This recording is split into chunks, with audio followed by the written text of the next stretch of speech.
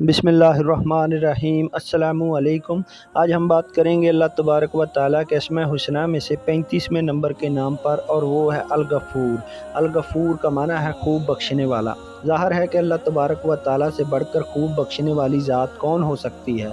ज़ाहिर है जिसको बख्शने पर कोई फ़ायदा नहीं है, ना बख्शने पर कोई नुकसान नहीं है, जी भर के बख्शता है तो गफ़ूर है। और बार बार अल्लाह तबारक व तआला कुरान में अपने इस वصف का जो है ज़िक्र करता है, इसलिए गफ़ूर है, खूब बख्शने वाला। इसका सबसे बड़ा फ़ायदा ये है, अल-गफ़ूर दिल की स्याही को दूर करता है।